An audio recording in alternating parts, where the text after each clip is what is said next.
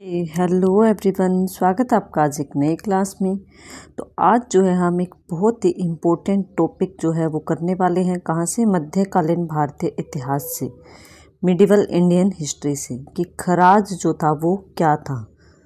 तो खराज जो था एक प्रकार का भूमि कर था, लैंड टैक्स था। मोस्ट इम्पोर्टेंट है, वन लाइनर फैक्ट के लिए भी काफ़ी इम्पोर्टेंट है कि मध्यकालीन भारतीय इतिहास में खराज किसे कहा जाता था।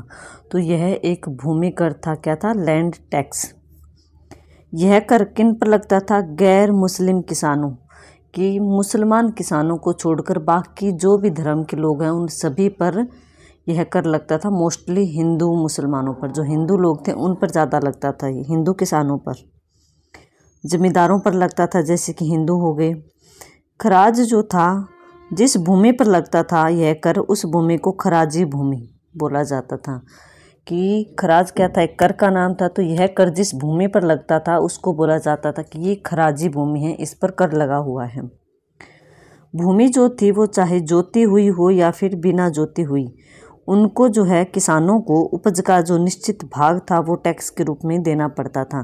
कि भूमि चाहे जब वो अनाज उस पर उगाया हुआ हो या ना उगाया हो, फसल हुई हो चाहे ना हो, लेकिन वार्षिक जो है यह कर जितना निश्चित किया गया था उतना कर जो है किसानों को हर हाल में चुकाना पड़ता था। यह कर जो था वो उपज का 1/3 भाग से तो कम होता था और 1/2 से अधिक नहीं लिया जाता था। मतलब कि 1/3 भाग के आसपास होता था, 1/2 से ज़्यादा तो नहीं ले सकते थे, लेकिन इतना लिया जाता था यह कर।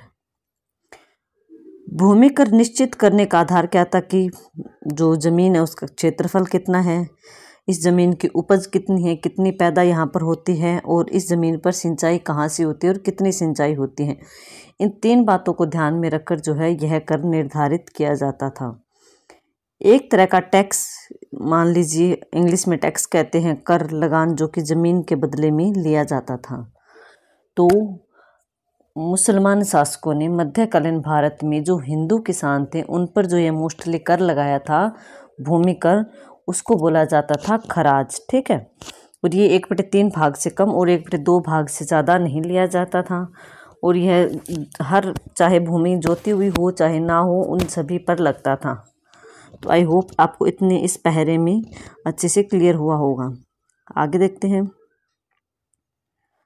कि जब मुसलमान शासक जो थे वे भारत व अन्य देशों पर राज करते थे, शासन करते थे, और अगर किसी ज़मीन पर गैर मुसलमान जैसे कि हिंदू किसान खेती करते थे तो उनसे कहा जाता था कि तुम इस ज़मीन पर खेती कर रहे हो तो तुम्हें सरकार को टैक्स देना पड़ेगा। उसे ही खराज कहते थे।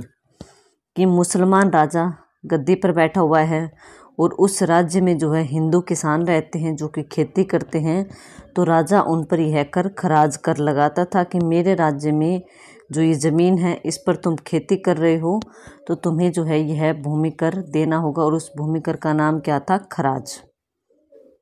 अब आगे ये देखिए कि खराज कौन देता था।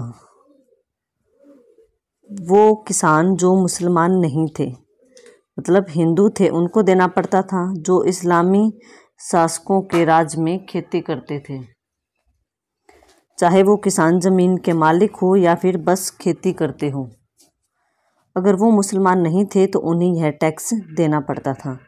मतलब कि किसान जो है, हिंदू किसान हो गया या फिर किसी अन्य जाति का किसान हो गया, मुसलमानों को छोड़कर, अगर वो चाहे वो ज़मीन का मालिक हो या फिर ना हो, चाहे वो मालिक ना हो, बस दूसरे के खेतों में खेती करता हो, तो भी जो है उसे यह कर देना पड़ता था।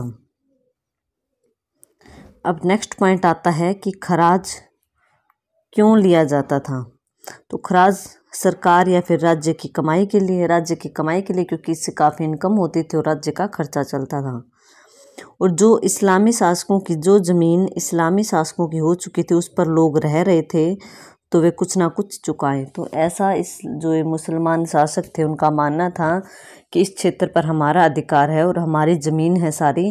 अगर इस ज़मीन पर हिंदू किसान रह रहे हैं, वो अपना अनाज उगा रहे हैं खाने के लिए, तो हमें जो है बदले में कुछ ना कुछ उन्हें थोड़ा बहुत टैक्स देना पड़ेगा। तो उसी को खराज बोला जाता था।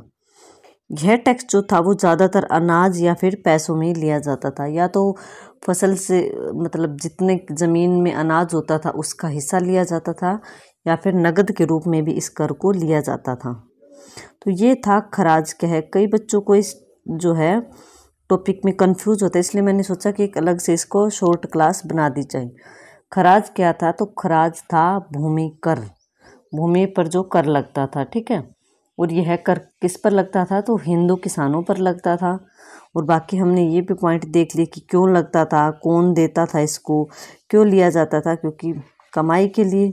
मुसलमान शासक है तो वो हिंदुओं को ऐसे तो वही बात है अनाज उपजाने नहीं देगा फ्री में, वो उनसे ज़मीन पर अनाज उगाने के बदले में कुछ ना कुछ टैक्स लेता था, और उसी टैक्स को बोला जाता था खराज कर। तो आई होप आपको ये टॉपिक, ये जो फैक्ट है वो अच्छे से क्लियर हुआ होगा।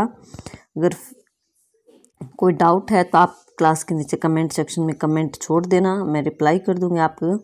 और फिर भी अगर कोई डाउट रहता है तो आप मुझे पूछ सकते हो। और प्लीज़ अगर आपको ये टॉपिक अच्छे लगते हैं, ऐसे यूनिक टॉपिक जो कि छोटे छोटे हैं जिनमें कि कन्फ्यूजन होता है, तो आप मुझे कमेंट सेक्शन में कमेंट करके बता देना कि इस टॉपिक पर आप क्लास बना दीजिए, मैं बना दूँगी। थोड़ी सी टाइम की कमी है इसलिए जो है मैं लॉन्ग क्लास नहीं लेके आ पा रही। अभी 1-2 महीने में थोड़ा सा बिजी शेड्यूल रहेगा, बाद में मैं आपको जो है लॉन्ग क्वेश्चन भी करवाऊंगी। तो अभी जो है इतनी ही पॉसिबल होएगी 5-10 मिनट की क्लासेस।